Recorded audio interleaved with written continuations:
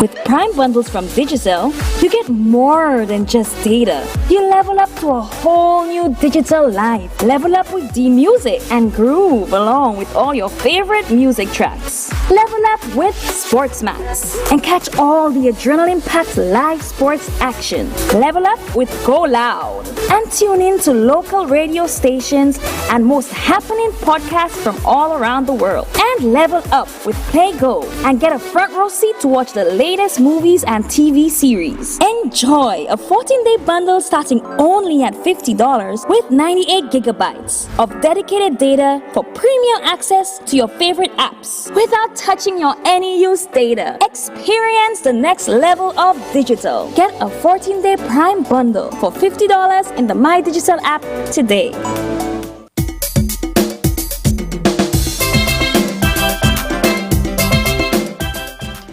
Good morning. Welcome to another edition of Frank and Candid. I am Tony Nass. Have a pleasant good morning to you. Hope all is well. It is a hump day, but it's not so much of a hump, I guess, because most of us are at home, right? So hope we're making use of that under the circumstances. And hope we'll all come out on the other side of this for the better. All right, let's go to the news today. Once again, the United States, we believe, will experience a diplomatic defeat in the UN when the international community votes today against Washington's blockade of Cuba. Analysts anticipate what is already the usual every year, with the exception of last year because of the height of the pandemic. For the last 30 years, we go through this ritual, there's the vote. All right? A resounding support for the end of the economic hostility against the island is usually the vote. And so for the 29th time, the UN General Assembly, we believe, will debate and vote on a resolution to demand the end of the economic, financial, and trade blockade of the U.S. government on Cuba that has lasted for some 60-plus years. U.S. President Joe Biden has kept intact the 243 unilateral measures adopted by his predecessor, Donald Trump, despite his electoral promises, even in the midst of COVID.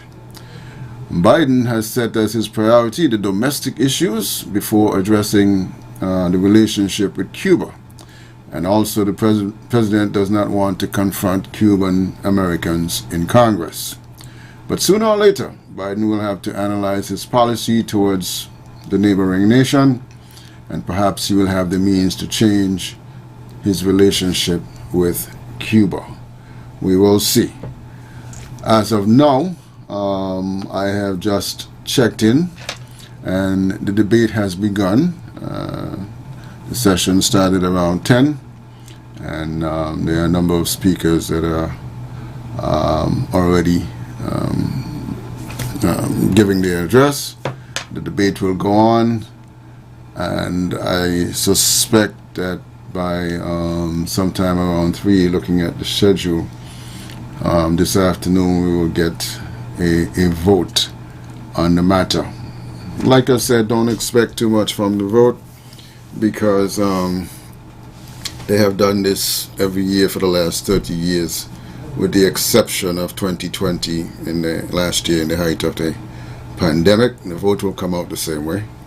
Most people are against the embargo at this point, but doesn't really change U.S. policy. The embargo has continued even with the vote. So I don't know if Joe Biden will take heed and pay attention to this vote, and whether it would mean a change for him or not, we will see. But speaking of the vote and the Cuba situation, I want to bring into this discussion CARICOM, which is us. All CARICOM countries are classified as developing countries. They are all relatively small in terms of population and size, and diverse in terms of geography and so on, the culture and the levels of economic and social development. All members subscribe to the community's principles outlined in the revised Treaty of Ramos. Leaders of member states shape the community's policies and priorities. They meet twice a year to discuss issues affecting the community and the wider world at these conferences of heads of government. All members have an equal say regardless of size or economic status, and this ensures that every member has a voice in shaping the community. Now, CARICOM, we talk about CARICOM and some of the things that they push for or part of their objectives, or that they will be able to speak in one voice. And sometimes that is what concerns me, because many times they don't. CARICOM, voting as a bloc, doesn't really happen all the time. Sometimes yes, sometimes no. There is division sometimes, depending on what the issue is. For example, some have diplomatic relations with Taiwan, some have diplomatic relations with mainland China, and on issues that concern those two, you will get a different vote from different people depending on the diplomatic relationship. Sovereignty is seriously protected by all members of CARICOM. They still have a right to their own sovereignty and whatever is in the interest of their people. On the Cuba issue, however, it is the hypocrisy, I would call it, that concerns me. CARICOM as a bloc, and as well as individually, they all support the lifting of the embargo on Cuba. They will tell you how inhumane, how immoral the policy is to the Cuban people. But think about this. First of all, let me say on the one hand, I mean, we've talked about it earlier in the week, the United States as a country, as a sovereign country itself, has a right to trade with whomever it desires. I mean, can't tell the U.S. government who to trade with. We can make moral arguments and so on about the policy, but they still have a right, in the interest of what they consider to be their interest, to trade with whomever they feel like. And so they do that. We disagree. That's fine. All of these CARICOM members, right, they all adhere to and enjoy some basic form of democracy. They can now enjoy the freedoms. We all enjoy the freedoms of electing governments. Freedom to travel, freedom of association, freedom of speech. We even have the freedom to call on the U.S. government to end the embargo against Cuba. Yet, I have not heard, see, which is the other side of this, not one of these democratically elected leaders and country that has ever found the guts to tell the Castros or tell the Cuban leaders that while the concerned people of the world sympathize with the Cubans in the face of the U.S. imposed embargo, that they too must do their part and end the political embargo that some say they impose on their own people. In other words, to put it another way, there are concerns about the level of freedom that the Cuban people enjoy in Cuba. The Cuban authorities have their policies, which are, you would say, nationalist in nature, right? But let's be fair. The Cubans do not enjoy the level of freedom that a lot of us in CARICOM, citizens in CARICOM, enjoy. But like I say, you can't have a whole discussion, a fair discussion, and talk about the U.S. and their inhumane and immoral policy towards Cuba, which I agree with, but at no time say to Cuba that you should make some adjustments, or suggest it. You can't make them do it. Suggest some adjustments. And so, to me, you have to be across the board saying to all that we do have a part to play. Now, there are those who will quickly challenge the U.S. and their hypocrisy, that is, that of the U.S., for doing business with countries who, like Cuba, do not have democratic government, so to speak. And you could point out the kind of relationship that and trading that is done with China and places like Saudi Arabia. For years, the United States trade with Saudi Arabia. For years, they have this great relationship with Saudi Arabia. Saudi Arabia have been accused of killing people. Journalist comes to mind. But there's no blockade. There's no sanctions that are crippling the people. And for 60 years. So people are quick to point out as well that, of course, when you see things like that, there's the hypocrisy in the United States, because they have not treated anybody the way they have treated Cuba, and for that long. I mean, imagine being under embargo and sanctions for 60 years. I mean, that's more than a generation. And Cuba is still standing. Tough times, yes. And even worse now, I mean, they have even tightened stuff now under COVID, which makes it even more inhumane. But the other side of that, though, is that Cuba to the United States is a different kettle of fish. Because, I mean, if you go way back into the 60s, 1960s, they considered, the U.S. would have considered them a threat, literally.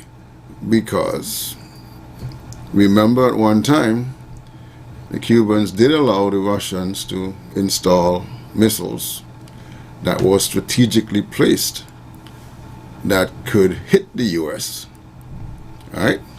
Remember, they're just 90 miles to the south that could hit the U.S. if, you know, let's say, well, if, say, U.S. attacked Cuba. So, of course, the U.S. government will consider that land a threat with their relationship to the Soviet Union, who had been given permission to put missiles positioned to strike the U.S. So there's a whole round of stuff that, you know, people need to be aware of. And we as Caribbean people, because that's our friend and our brothers and sisters in the region, sitting there in Cuba, we are not happy that there are these sanctions that are crippling the people in Cuba. At the moment, they're talking about getting medical supplies and so on, and it's tough because of this embargo. And so that's not good. But whenever we have a discussion, I like to talk about the discussion in terms of its fairness.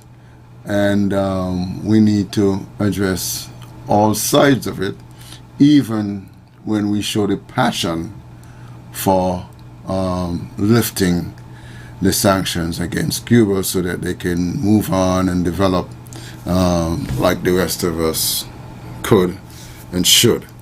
So I just wanted to put that out there. People may not necessarily agree, and that's part of what we do here, but they always say there are like three sides to a story.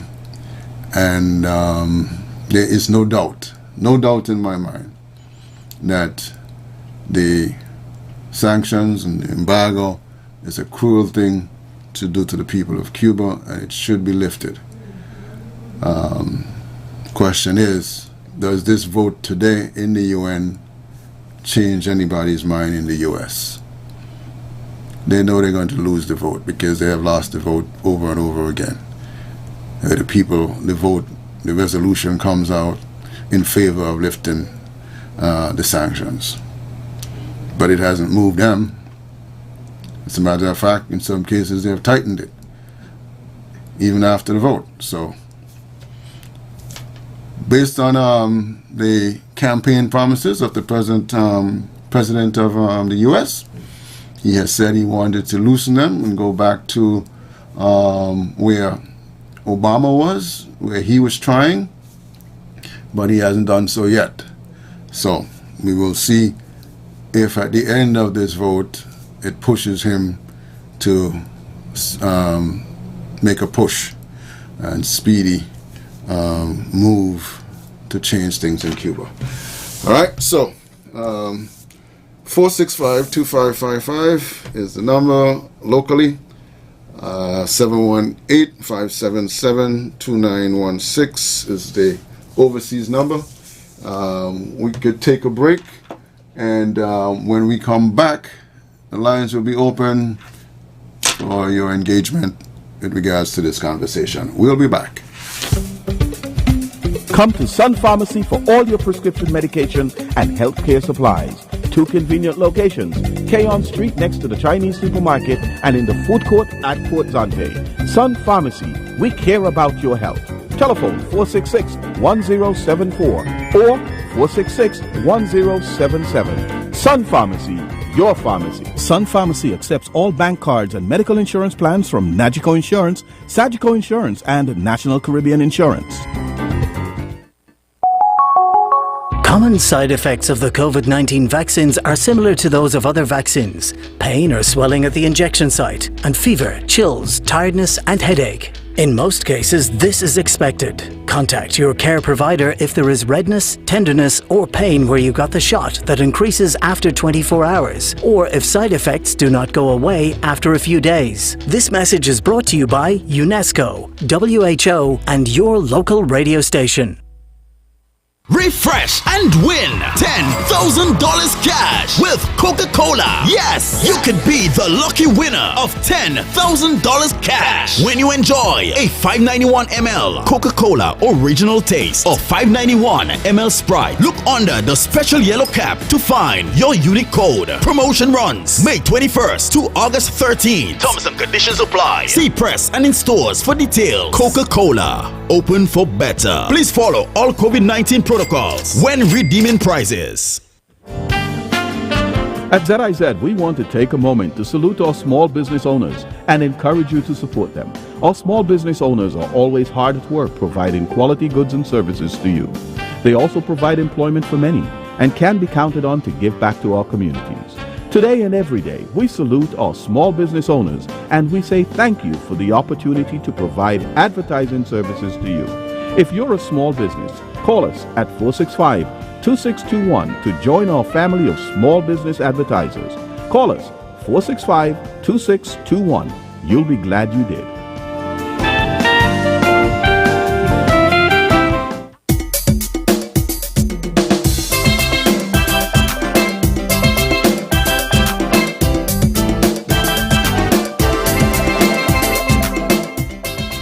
right, welcome back to Frank and Candid. And we are discussing the vote today in Cuba and the embargo. As we speak, I am seeing the representative of South Africa making their case to lift the embargo in the UN at the moment. Let's go to the phones and say good morning. Welcome to Frank and Candid. Good morning, Mr. Nass. Good morning. Yes. The U.S. sanctions is indeed controversial on many fronts. Okay. Yes, there is the moral aspect to it. It really is just spiting the Cuban people for not rising up against a regime that is unfriendly to the U.S. So even in a pandemic, sanctions are maintained. I think that seems immoral to me. Then there's the geopolitical concern that the U.S. is showing that might is right, which is a contravention of UN principles. Right. For yes, the U.S. has a right to trade with whoever it wishes or not trade with them, but does it have the right to pressurize other countries into doing the same? Right? People want to have normal relations with Cuba, and U.S. policy intervenes in that. Correct. Yeah. Yes. Then there's the contradiction of saying you are in solidarity with the Cuban people. It's just the government you have a problem with, yet you want to make life as difficult for them as possible. All right? You mentioned the Cuban Missile Crisis. I think that came after the Bay of Pigs invasion. So the U.S. was always hostile to the island after Castro came to power. And one would argue that it is also a principle of the United Nations that any nation, when threatened, has a right to self-defense. Okay? So you could argue that Cuba had a right to respond in kind to the hostility of the U.S. Fair enough. Right? But after so many years, it seems to me the only reason why the U.S. would maintain sanctions is to make sure that it maintains hegemony and control of what it regards as its hemisphere. Any country in the hemisphere, including Cuba, which threatens that leadership, will be put in its place, as it's trying to do. I mean, over history, you have shown it in Nicaragua, Panama, now it's Venezuela. That's just the way it is, right? I hope that there would be solidarity, a solidarity vote in the UN where all the CARICOM nations stand with Cuba.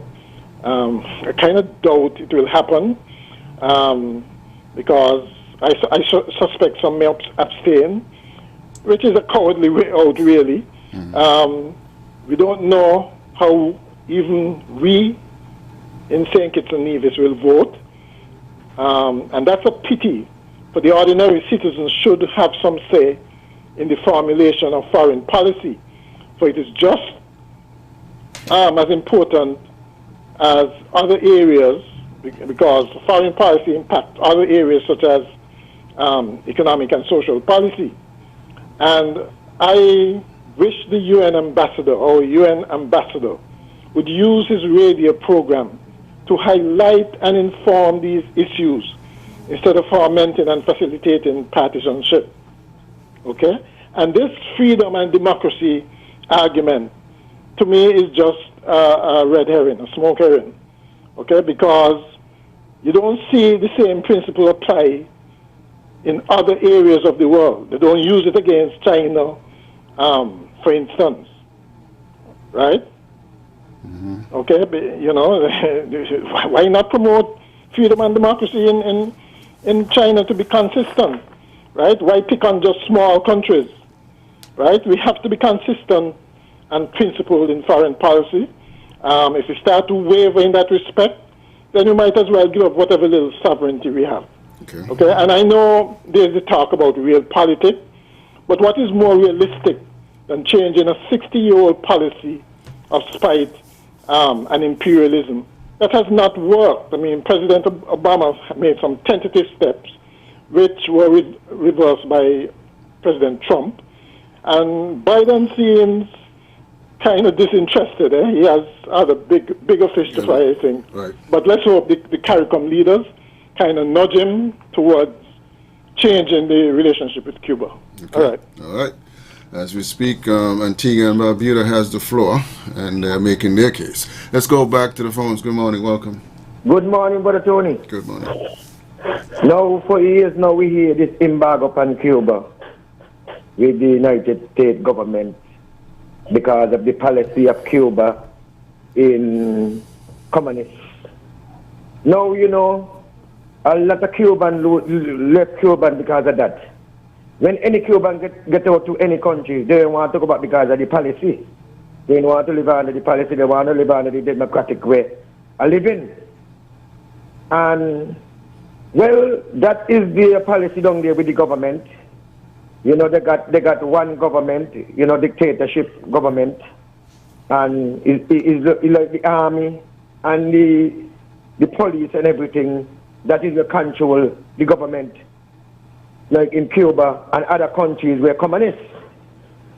But I would like to know if the people in Cuba cannot make a raise against what's going on in Cuba, and then anything, the United States and other allies could step in and do what they got to do. Because I believe that for so many years now, Cuba, in that crisis in the embargo crisis, we're in a pandemic for Joe, and you're gonna tell me that Cuba got so much resources and got so much tourist attraction and so, and because of their policy, we wouldn't see America and no other the allies would not see that they could open up Cuban door and let Cuban go free and trade with them. So I would just like to know that if the people in Cuba, if the people in Cuba try to get out of Cuba because of the policy or the life, you know, they want to be independent, they want to be Democrat. I do not think that the people in Cuba have no choice to make a range and then America always step in. All right, I will listen to what I have here. All right. Problem with that, we remember what happened to Grenada. There's an issue of the third country, which one the caller alluded to, where the policy itself, the U.S. policy itself, affects third country, not just Cuba. Because if you want to do business with Cuba, you are affected by the same policy. Let's go back to the phones. Good morning. Welcome. Good morning, Tony. Hey, good morning. How are you doing, cousin? I am doing well. You? Okay, well, once you're doing well, I'm the water, so I'm in the well. Okay. Good thing, we're going good. All right. Politics, good morning. Now, Tony, let me just use a little digress from what the Cuban thing. Now, Tony, listen this. If you owe me, if you got $50,000 from me, right? Mm-hmm. And then I turn around and you got $50,000 from me, and I do a job for you, and I charge you $100. It will be foolish of you to give me whole 50 and then take out your $100. Now you got more than the $100 that you could pay me, so take out your 100 and give me the rest value back. But if you give me all and then I refuse to pay you the 100 what I owe you, then you shouldn't make no noise. Saying that to say this, there is an individual going around trying to put dishonesty on the government, so that the government owe them $40,000 and won't pay them. Well, the government owe them, yes, but then they owe the government too. Less than the $40,000, so the government take out their money, which is less than what the government owe them, and then give them the rest, and they are satisfied. So when they're going up and down Panalco on a radio station blaming the government so that the government refuse to pay them the $40,000, they must say that they owe the government and the government take out the government money. Out of that, there must be fear. And now to the caller there, a caller, you know who he be. Now he gonna say that the ambassador Ian Pachiloy to the United Nations should not use his program for political things. He cannot tell nobody how to spend their own money. Patch is paying his own money out of his pocket for his radio program. So Patches have a right to choose what topic he wants on his program. As long as his program is being respectful and not trying to paint a black figure in the country to those who ain't live here to see what Patch is talking about. So when he come in with that, he can't tell Patches what to do. He was in a position too, and he should have made sure that the government have somebody to see that the government money spent legally the way it was supposed to spend, and not the money spent illegally and they're benefiting from it. So when they come talking about Patches must do this and not do this for politics, let them pick the beam out of the eye. Elbow, good morning. Have a good day, Tony. Okay. Thank you. All right, let's go back quickly to the phone. Good morning, welcome. Greetings in the name of our great African ancestors, especially the most honorable Marcus Messiah Garvey and Queen Nzinga. Bless you, my beloved African brother. How are you, the family? All doing well, you? Good, man, and the clan is good. Now, my brother, it is a topic, with the embargo of Cuba, economic embargo. Now, brother, when people talk about, I don't know, that's not a democracy, that's hypocrisy. And Caucasian people and their slaves have no right, no moral authority or right to speak about, democracy in Cuba. The United States support the most brutal regime in the history of civilization in Africa, in Asia, in South and Central America. They even had certain Caribbean countries. And still, look how they got a boy in Jamaica, the devil Trump had him like a little yo-yo. And your holiness. Come on, listen, let people, I'm all for people to be free and do their choice. But they have Cubans, they have election in Cuba. The only thing is a one-party state. Time in Latvia used to be, Cuba know they're very intelligent people. They know they cannot think like how we used to be 50-something years ago. And we have seen that. Look at your president, what they have. He ain't come from the Castro clan. Come on, let people be what they want to be. How the hell they don't talk about what's going on in Saudi Arabia? The most, backward country, one of the most backward country on this planet. How they treat their people. They ain't talking about that. They trade, like you said, they trade with China, one of the most brutal regime on the planet. This thing is just sickening. And this country, when they had the independence, July 4th, 1776, and this grand thing, but all money is equal. There was African people and the plantation in shackles and chains, my beloved people. That's why I could never support or celebrate July 4th, because that's not our day. And Frederick Douglass, that's why you read the poem, who was 4th of July, whose independence. So then I hear people talk nonsense. I mean, things in Cuba are going to improve for the people. But the reason is because of the pressures that are being put on people. You can't take no chance. It's counter-revolutionary. That's what the problem. But you say if the thing embargo and everything start to flow, there's going to be some grand changes in Cuba. Moving forward, futuristic. Let the people them be what they want to be. They're not murdering their people. They're talking about political prison. We got political prisoners in Cuba. I have no argument with that, but you have political prisoners right here in United States. And most of them are African peoples. Could go and check that. So, we must stop this nonsense, man, and think, nothing.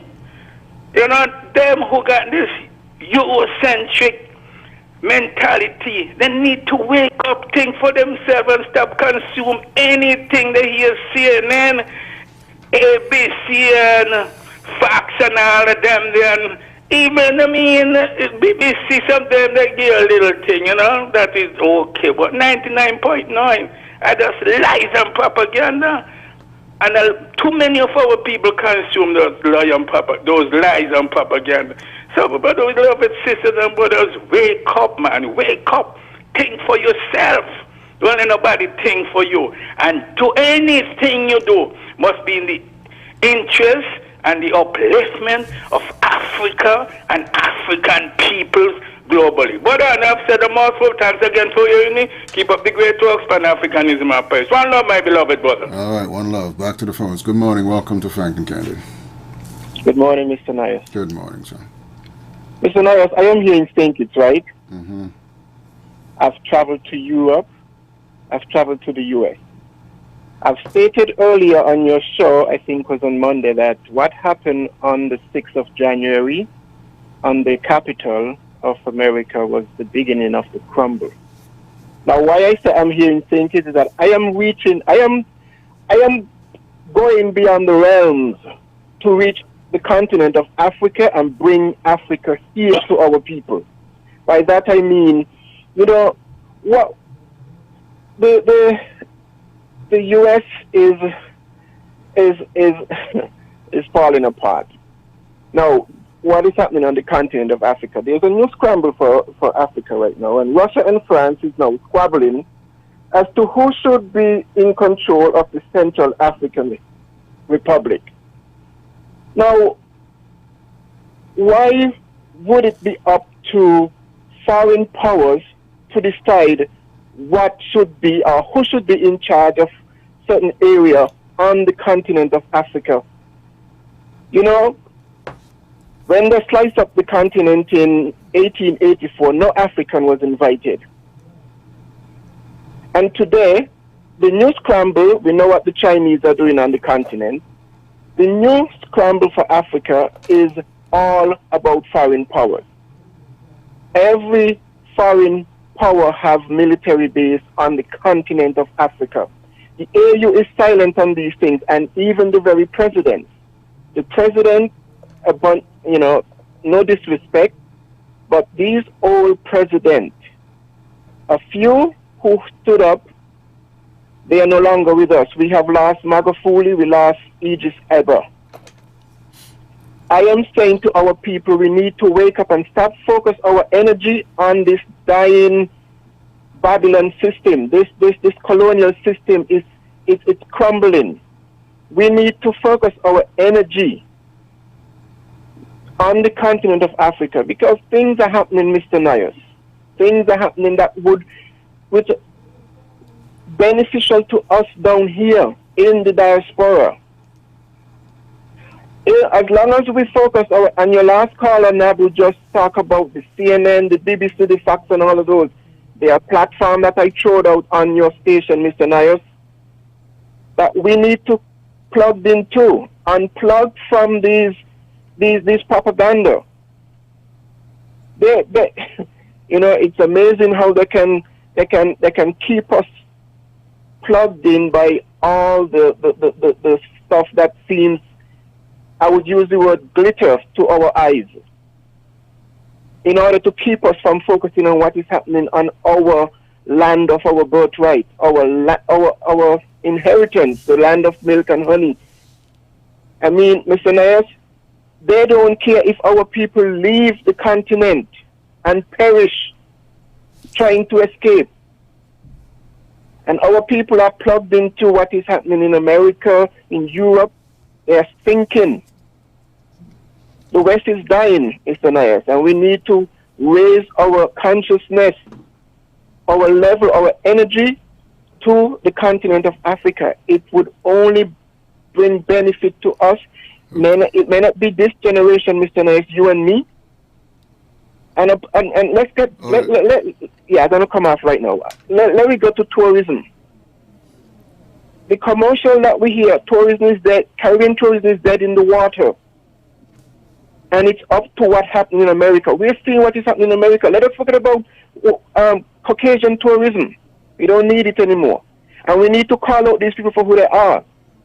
Knowing what they have done to our people and know who our people are, we need to condemn these people. Condemn them. Now, you might say all of them are not like that. Fine. but we need to let them know who they are. I mentioned that the Queen of England sent back a plane full of 18 heads, 18 beheaded heads of our ancestors' kings. 18 heads, Mr. Nice. They had them whether in preserved water or we have some callers behind you, so let's yes, Mr. finish your Nice. thought. We have to unplug from their system. Things are happening on the continent that are beneficial to us, and we need to get involved.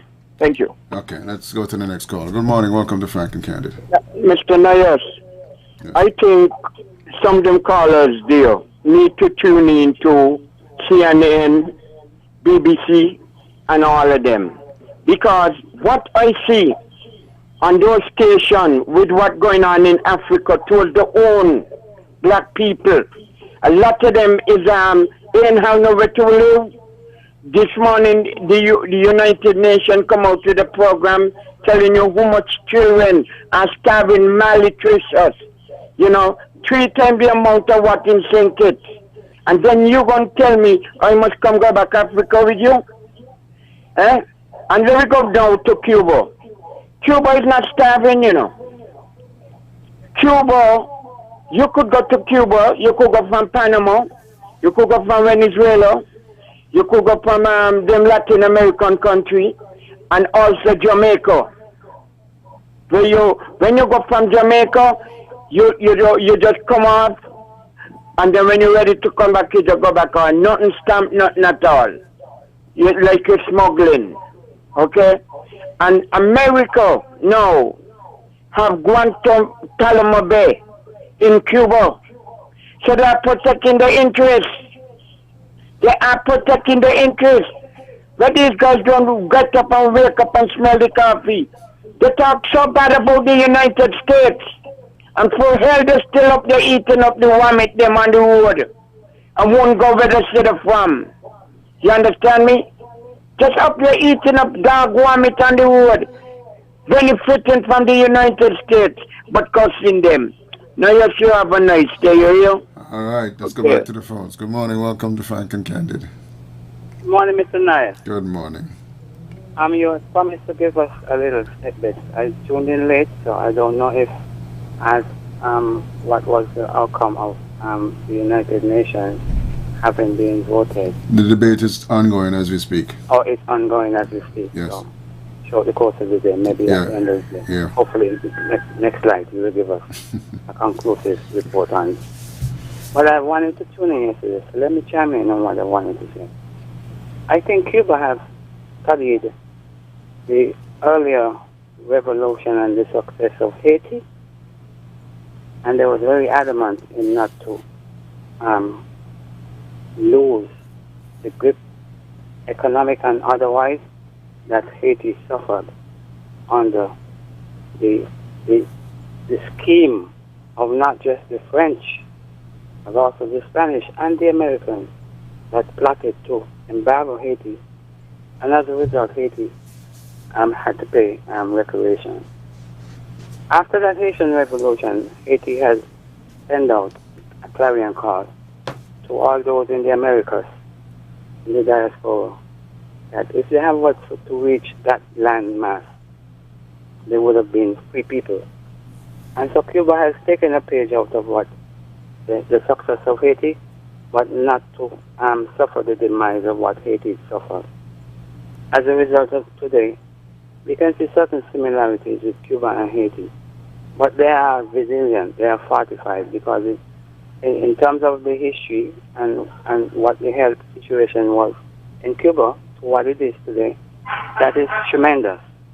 So, but you will have persons for and against in anything, and that was one of the things that Haiti was successful with. They call them Najoki.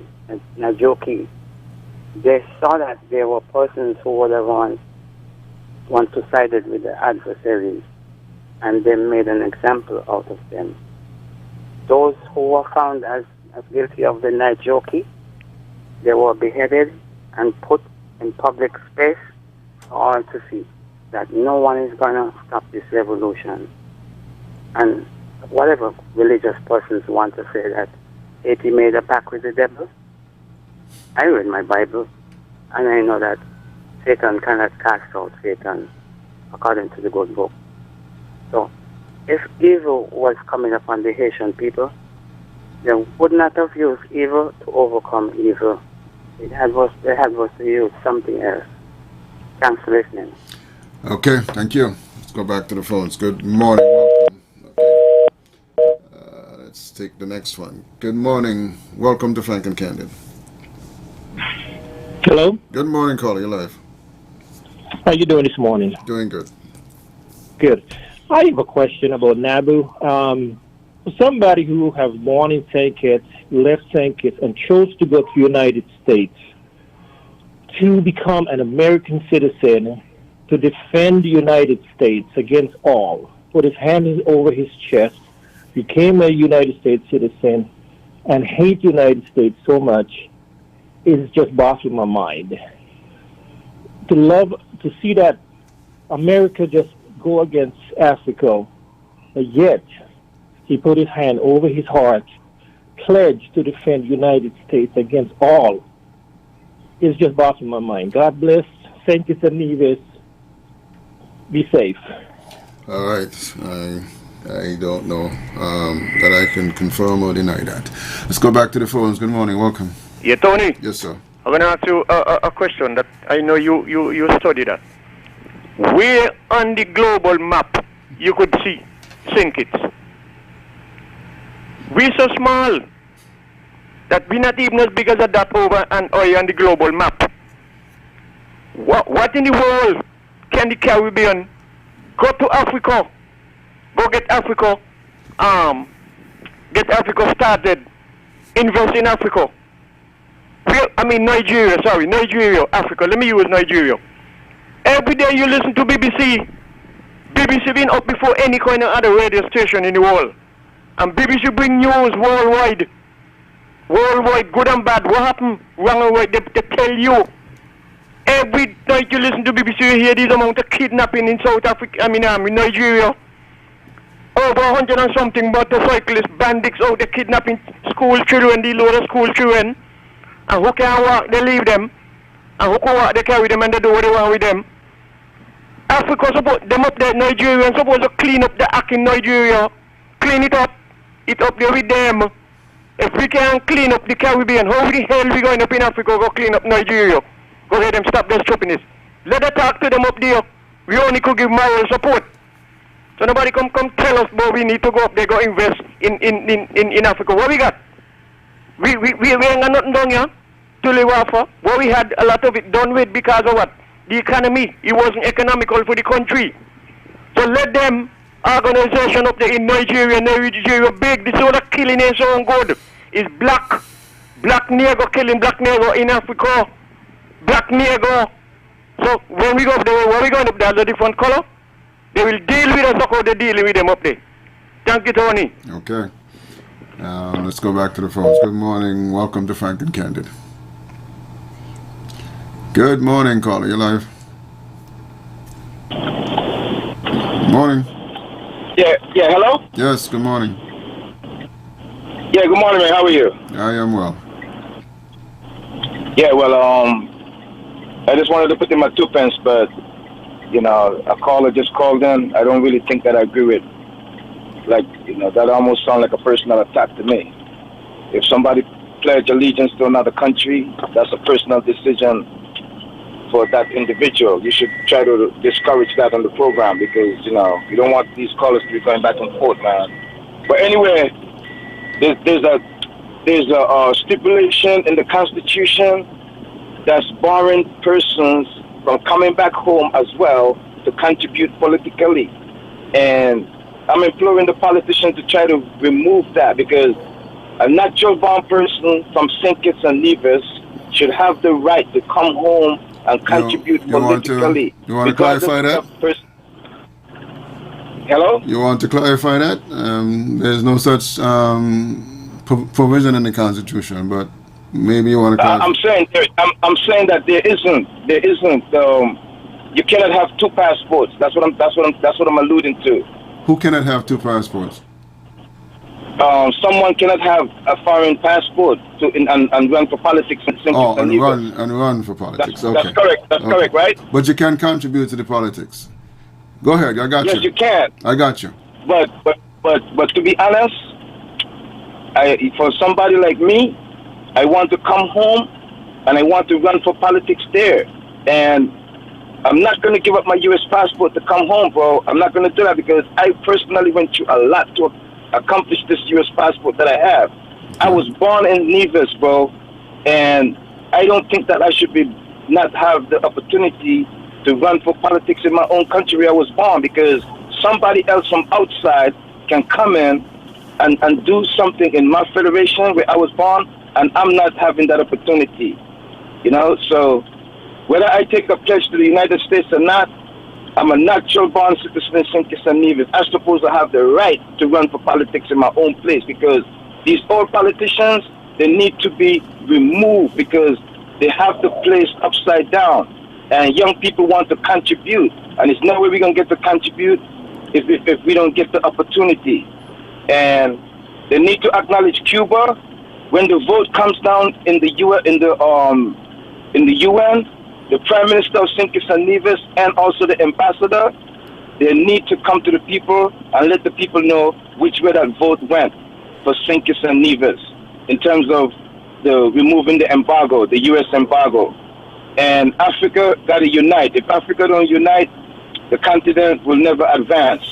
That's my contribution. Thanks, man. Okay, thank you for that contribution. Let's go back to the phones. Good morning, welcome. Yes, Mr. Nice again. Yes, sir. I just wanted to point out that the U.S. allows for dual citizenship. St. Kitts and Nevis also allows for dual citizenship.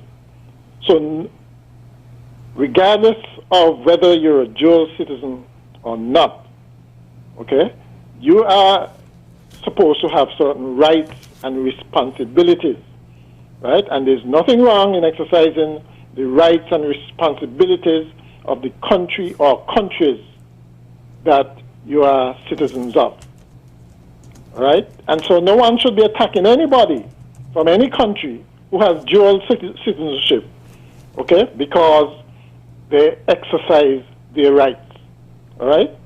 They're not breaking any laws. They have its rights that they have, and so they have a right to exercise it.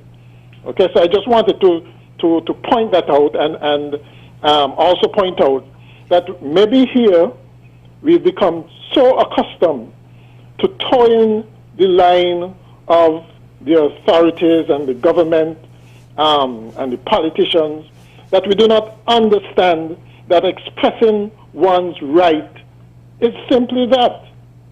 Okay? You don't have to cow to anybody. That is a good thing about, for instance, the states. You speak what you wish without the consequences. Here, we also can do the same thing. Of course, you have responsibility not to defame and that sort of thing.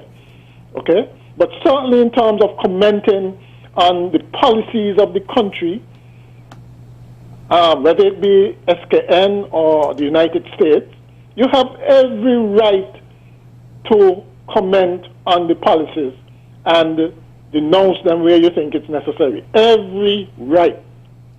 Okay then. Okay. All right.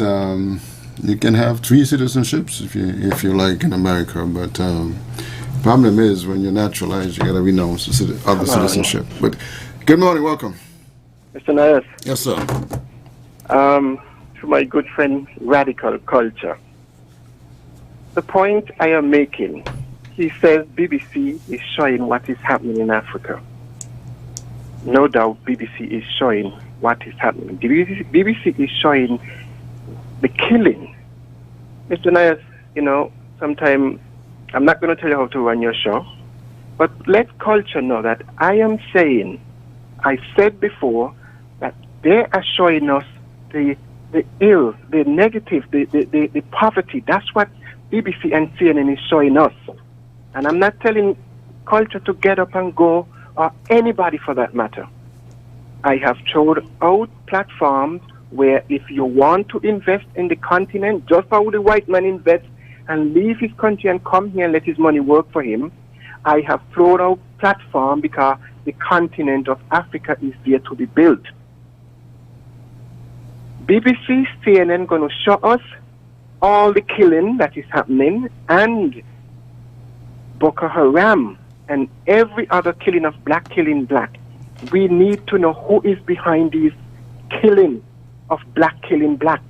You and I know, Mr. Nayes, that they are being sponsored by other powers. Sadly, they are killing their own people for whatever reason, Mr. Nayes. Miss Radical Culture, BBC is only showing you and me what they want us to see. The progress and the development that is happening in Africa, BBC and CNN and Fox is not showing us that. The platform that I showed out on your station, Mr. Nayes, please tell Radical Culture and all the rest who are hearing my voice, it's the only way you're going to know what is happening on the continent. Thank you for hearing me. All right, and they've heard you. Let's go back to the phones. Good morning, welcome. Good morning, calling you live. Good and balanced introduction concerning the Cuban situation, and I support that view. On the one hand, CARICOM countries to support Cuba is our neighbor and has been doing some very good things in education and also health. And you want to support the symbolic vote, symbolic, that's all it is. Because the U.S. will decide for itself. Right. In the General Assembly at the United Nations for the U.S. to lift the embargo that is now 6 decades old. But Cuba has a responsibility for things that they control, and they can do more to give their people inside more freedom. Political freedom, economic freedom, and other freedoms. I don't know if you recall or heard the story of the situation with Barbados after Barbados became independent during the time of Prime Minister Errol Barrow. They sought to establish diplomatic relations with Cuba. And President Nixon at the time wrote to, where you could say, Prime Minister Barrow, to say that if Barbados establishes diplomatic relations with Cuba, America is going to stop providing aid to Barbados. Oh, there you go. And Prime Minister Barrow wrote back and said, well, thank you for that letter, but you do not give us any aid. And that is the important part. And of course, Barbados went ahead and established relations, and we all have, we followed all these Eastern Caribbean, most of them have established diplomatic relations, where you have a certain amount of economic independence. Cuba can stay right where it is, giving its own people more freedoms and establish itself even more as a giant in the Caribbean. And I think it's time for our CARICOM countries, just as they step forward and establish diplomatic relations, although our big brother said, you can't do that. Make the next step, just as they have done every year. The United Nations, our ambassador, would go on General Assembly and give a big thing out to Taiwan and ask other countries to embrace Taiwan, which is technically more democratic than mainland China.